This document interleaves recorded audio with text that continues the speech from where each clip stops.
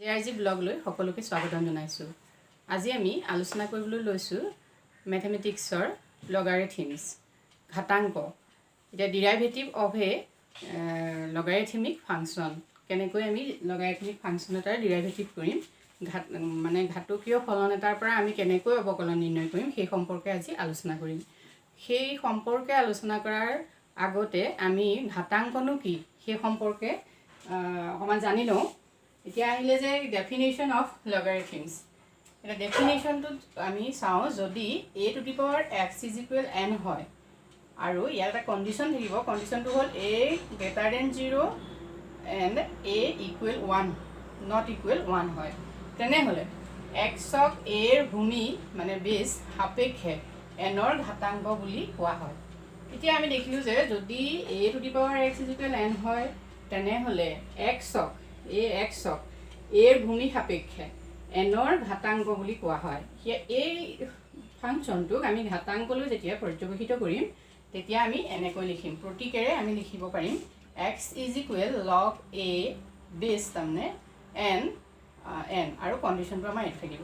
এতিয়া আমি ইয়াত এটা কণ্ডিশ্যন দেখিছোঁ a গ্ৰেটাৰ দেন ইকুৱেল 0, মানে এৰ ভেলুটো 0তকৈ ডাঙৰ হ'ব লাগিব, কিন্তু পজিটিভ মনত ৰাখিব, 0তকৈ ডাঙৰ মিনছ পজিটিভ, আৰু কিন্তু a ভেলুটো ইকুৱেল নট 1ৰ ইকুৱেল 1 হ'ব নোৱাৰিব। এতিয়া আমি এটা এক্সাম্পল লৈ ল'লোঁ। Example 1 2 to the power cube 2 cube is equal 8, আমি জানো এইটো কথা। গতিকে এই ফলনটোক এইটোক আমি লগলৈ কেনেকৈ পৰ্যবেক্ষিত কৰিম, এইটোক আমি লগলৈ পৰ্যবেক্ষিত কৰিবলৈ হ'লে কি হ'ব, আমি দেখিলোঁ এতিয়া 2 to the power 2 cube is equal 8, অৰ্থাৎ a ঠাইত আছে a to the power x is equal n। আমি ফৰ্মুলাটো চাওঁ। এতিয়া a হ'ল 2, x হ'ল 3, n হ'ল 8। গতিকে আমি ইয়াক লগ কৰিলে আমি কি লিখিব পাৰিম, লগ 2a ইজ ইকুৱেল 3, এনেকৈ আমি ইয়াক লগলৈ ট্ৰেন্সফাৰ কৰিব পাৰিম।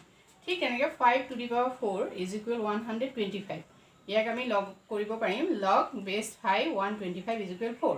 এনেকুৱা ধৰণৰ যিবোৰ ফলন আমি পাম লগ ফলন, সেইবিলাকো কোৱা হয় কমন লগাৰিথমিক ফাংচন। এইবোৰ হ'ল কমন লগাৰিথমিক ফাংচন। গতিকে কমন লগাৰিথমিক ফাংচনটো আমি পালোঁ। ইয়াৰ পাছত আমি আৰু এটা ফাংচন পাওঁ, সেইটো হ'ল natural logarithmic function. Natural logarithmic ফাংচনত কি হ'ব আমি এবাৰ চাই লওঁ। নেচাৰেল লগাৰিথমিক ফাংচন, এতিয়া a ইজ ইকুৱেল e, মানে বেছটো যদি e হয় তেতিয়া কি হ'ব, তেতিয়া আমি লিখিম লগ e n is equal log e n is equal x। এইবোৰ হ'ল নেচাৰেল লগাৰিথমিক ফাংচন। গতিকে আমি লগাৰিথমিক ফাংচন দুবিধ পালোঁ, এবিধ হ'ল কমন লগাৰিথমিক ফাংচন আৰু এবিধ হ'ল নেচাৰেল লগাৰিথমিক ফাংচন। গতিকে ইয়াত আকৌ কি হয়, এই বেছটো ইটো আমি নিলিখাকৈও লিখিব পাৰোঁ, সাধাৰণতে তেনেকৈয়ে লিখা হয়, লগ n ইজ ইকুৱেল x এনেকৈ লিখা হয়। ইয়াৰ পাছত আমি প্ৰপাৰ্টিজ অফ লগাৰিথমিক ফাংচন বা লগাৰিথমিক্স প্ৰপাৰ্টিজ, আমি ধৰ্মসমূহ চাওঁ। প্ৰপাৰ্টিজ অফ লগাৰিথম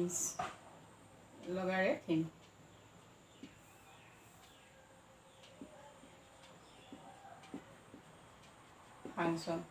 এতিয়া ধৰ্মবিলাক কিনো, ঘাতাংকৰ ধৰ্মবিলাক কি কি, লগাৰিথমিক্সৰ ধৰ্মবিলাক কি কি আমি চাওঁ। প্ৰথম 1 নম্বৰ ধৰ্মটো হ'ল আমাৰ লগ 1 is equal 0, log 1 is equal 0 হ'ব। দ্বিতীয় এটা আহিলে যদি নেক্সট আমি যদি বেছটো a ইজ ইকুৱেল এৰ ভেলুটো সাধাৰণতে কি হয়, আমি কৈছিলোঁ যে a is equal a not is equal 1, গতিকে a ভেলু যদি নিগেটিভ হয়, বেছটো যদি নিগেটিভ হয় তেতিয়া ইয়াৰ কি হয়, ভেলুটো উলিয়াব নোৱাৰি। গতিকে এইটো এটা ইয়াৰ ধৰ্ম, ঋণাত্মক মানৰ ঘাতাংক নিৰ্ণয় কৰিব নোৱাৰি। নেক্সট আহিলে 3টো হ'ল এনেকৈ লগ আহিলে আৰু আমি ধৰিলোঁ 2 2 এনেকুৱা টাইপত যদি হয় তেতিয়া ইয়াৰ ৰিজাল্টটো সদায় 1 হয়। এইকেইটা হ'ল ইয়াৰ ধৰ্ম। নেক্সট আমি ৰুলছ কিছুমান চাই লওঁ। লগাৰিথমিক্সৰ ৰুলছ কিছুমান আছে, বা লজ বুলিও আমি ক'ব পাৰোঁ, ৰুলছ বুলিও ক'ব পাৰোঁ।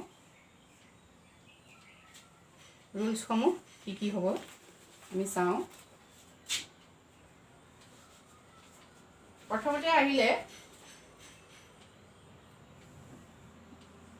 এইবোৰক আচলতে আমি ঘাতকীয় নিয়মাৱলী বুলিও ক'ব পাৰোঁ, ঘাতাংকৰ নিয়মাৱলী বুলিও আমি লিখি ল'ব পাৰোঁ।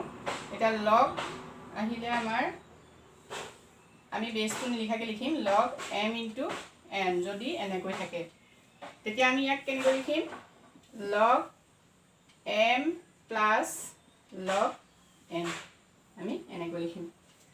নেক্সট আহিলে 2 লগ m ডিভাইডেড বাই n, এনেকৈ যদি হয় তেতিয়া আমি লিখিম লগ m মাইনাছ, এইটো সৰুফলা হৈছে দুটা, আমি সৰুফলাই দিওঁ m n, এতিয়া লগ m মাইনাছ লগ n, এইটো হ'ল এটা ৰুল। এতিয়া আমি দেখিছোঁ যে এই ৰুলবিলাক আমি নিৰ্দিষ্ট নিয়ম ব্যৱহাৰ কৰি পেলাই প্ৰমাণ কৰিও দেখুৱাব পাৰোঁ। যিহেতু আমাৰ ভিডিঅ'টো বহুত ডাঙৰ হ'ব, গতিকে আমি জাষ্ট লখিনি বা ৰুলছখিনি দেখুৱাইহে দিছোঁ। নেক্সট আমি আৰু এটা পাওঁ লগ আহিলে m আৰু ইয়াত থাকিলে n। যদি এনেকুৱা হয় তেতিয়া আমি কেনেকৈ লিখিম n লগ m। গতিকে এইকেইটা হ'ল ইয়াৰ ৰুল। আৰু এটা ৰুল আমি পাওঁ লগ আহিলে আমাৰ m, অকল লগ m যদি এনেকৈ থাকে তেতিয়া আমি লিখিম লগ m ইনটু লগ ইয়াৰ অৱশ্যে এইটো থাকিলে বেছটো আমি দি পেলাই এই বস্তুটো দেখুৱাবলৈ অকণ বেছি ভাল হয়। লগ am এনেকৈ যদি থাকে তেতিয়া আমি লগ bm ইনটু আমি লিখিম লগ ab। ইয়াত আচলতে এইটো ৰুল বা লটো লিখোঁতে আমি এই বেছটো লিখিলেহে এই বস্তুটো লিখিবলৈ আমাৰ সুবিধা হয়। যি কি নহওক এইখিনি হ'ল আমাৰ ল, ঘাতাংকৰ নিয়মাৱলী। গতিকে এতিয়া আমি ঘাতাংক বুলিলেনো কি আৰু ঘাতাংকৰ নিয়মাৱলী, ঘাতাংকৰ প্ৰপাৰ্টিজ কি, আমি সেই সম্পৰ্কে বুজিছোঁ নিশ্চয়। এতিয়া আমি নেক্সট ষ্টেপত যাম। আমি ডিৰাইভেটিভ কেনেকৈ কৰিম, এটা ফাংচন আমি লৈ লওঁচোন। এটা আমি এক্সাম্পল লৈ লওঁ, লগাৰিথমিক এক্সাম্পল এটা আমি লৈছোঁ। এক্সাম্পল ল'লোঁ, example 1 y is equal log root x. আমাক এনেকৈ দিয়া হ'ল আৰু কোৱা হ'ল find dy dx, find dy dx। এতিয়া আমি কি কৰিম, এতিয়া dy প্ৰথম আমি এটা ষ্টেপ কৰিম, y is equal log root থাকিলে আমি পাৱাৰ হাফ দিব লাগিব। গতিকে আমি এইটো ল এটা ইয়াত আমি ইউজ কৰিব পাৰোঁ, এইটো হ'ল y is equal 1/2 log x, আমি এনেকৈ লিখিম। এতিয়া আমি ডিফাৰেঞ্চিয়েশ্যন কৰিম dy dx ইজ ইকুৱেল, এতিয়া এইটো যিহেতু সহগ আমি ইয়াক বাহিৰত উলিয়াম ddx লগ এক্স, গতিকে 1/2 আৰু ddx লগ এক্সক ddx কৰিলে এইটো ৰুল আছে, ৰুল মতে কি হয় 1/x। গতিকে উত্তৰটো হ'ব 1 ডিভাইডেড বাই টুৱাইছ এক্স। এইটো হ'ল আমাৰ কমন ফাংচনৰ ডিৰাইভেটিভ। এতিয়া আমি ইয়াতকৈ অকণমান ডাঙৰ, অকণমান বেছি জটিল টাইপৰ এটা ফাংচন লৈ লওঁচোন। কেনেকৈ ডিৰাইভেটিভ কৰিম চাওঁ। এক্সাম্পল আমাৰ আহিলে 2, এইটো হ'ল y log to the power twice x square minus 3 এনেকৈ আছে। এতিয়া ফাইণ্ড dy dx, আমি উলিয়াব লাগে dy dx ইজ ইকুৱেল 1। এতিয়া এনেকুৱা ধৰণৰ অংকটোত আমি আকৌ একেটা ৰুলে আগৰ দৰেই আমি ষ্টেপবিলাক পাম। যিহেতু আগৰ অংকত আমি ৰুট দিছিলোঁ, ইয়াতো ৰুট আছে। ইয়াতকৈ উজু টাইপৰ অংকবিলাক ছাত্ৰ ছাত্ৰীসকলে নিশ্চয় পাৰিব, কিন্তু এনেকৈ ৰুট কভাৰ থাকিলে সাধাৰণতে ছাত্ৰ ছাত্ৰীসকলে অসুবিধা পায়। সেইটো কাৰণে এনেধৰণৰ অংক কৰি দিছোঁ। এতিয়া আহিলে লগ টুৱাইছ এক্স স্কুৱাৰ মাইনাছ 3 আহিলে হাফ এতিয়া আমি হাফটো আগলৈ লৈ আহিম লগ টুৱাইছ এক্স স্কুৱাৰ মাইনাছ 3 এতিয়া আমি ইয়াক ডেৰিভেটিভ কৰিম dy dx আমি হাফ আগত থম এতিয়া ddx log twice x square minus 3 এতিয়া আমি ইয়াক ddx কৰিলে কি হ'ব আমি আগৰ ৰুলটোৰ দৰে ইউজ কৰিব লাগিব যেটো log আৰু এটো গুটেই হোল ফিগাৰটো আমি x বুলি যদি ধৰি লওঁ তেতিয়া আমাৰ উত্তৰটো হ'ব 1/twice x square minus 3 কিন্তু আমি দেখিলো যে এই ফিগাৰটো লগ কৰাৰ পাছত আমাৰ এই ফিগাৰটো সাধাৰণতে ডেৰিভেটিভ কৰি থাকি যায় গতিকে ডেৰিভেটিভৰ যেটো নিয়ম সেই নিয়ম মতে আমি আকৌ কি কৰিম ddx twice x square minus 3 কৰিম এতিয়া আমি আকৌ এটো পাৰ্ট আমি লিখিম 1/2 twice x square minus 3 এতিয়া আমি আকৌ এটো পাৰ্ট ডেৰিভেটিভ কৰিম ডেৰিভেটিভ কৰিলে আমাৰ হ'ব 4x এটো কনস্ট্যান্ট যেটো গতিকে আমাৰ ৰিজাল্টটো নেক্সট স্টেপত আমি ৰিজাল্টটো পাম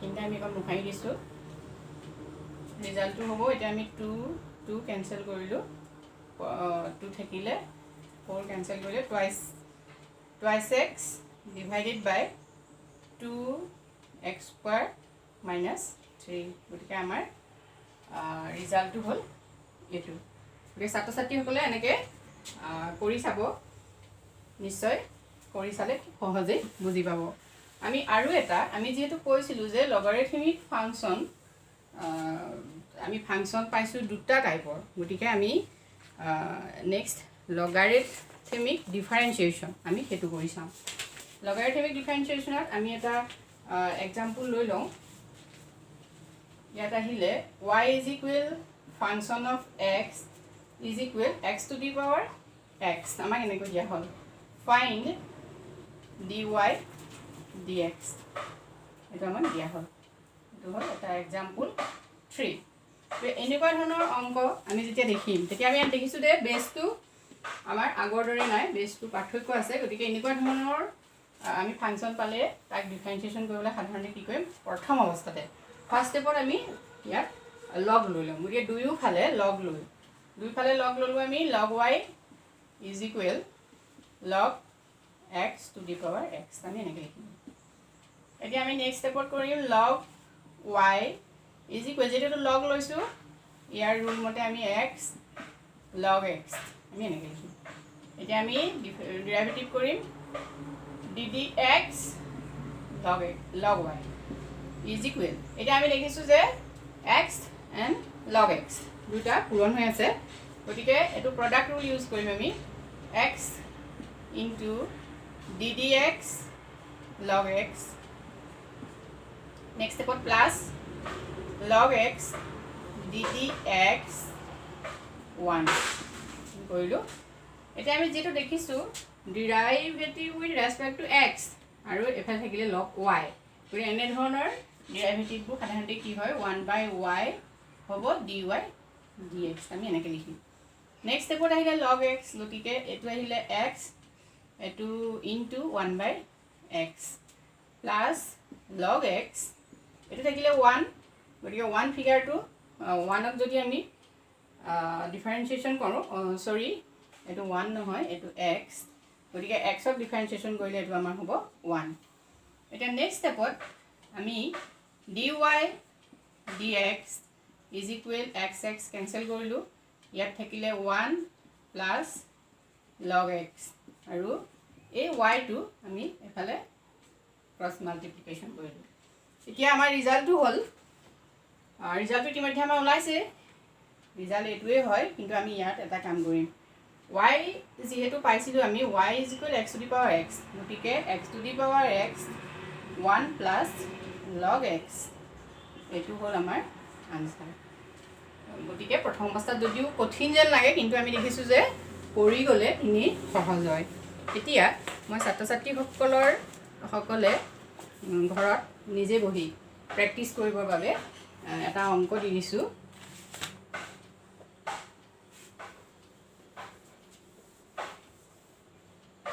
এইটো হ'ল এটা অংক আমি ঘৰত কৰিবা তোমালোকে বহি নিজে a to the power x আৰু b to the power x এইটো ডিফাৰেঞ্চিয়েশ্যন উলিয়াই চাবাচোন উত্তৰটো কি হয় চাবা আজিলৈ ইমানেই থেংক ইউ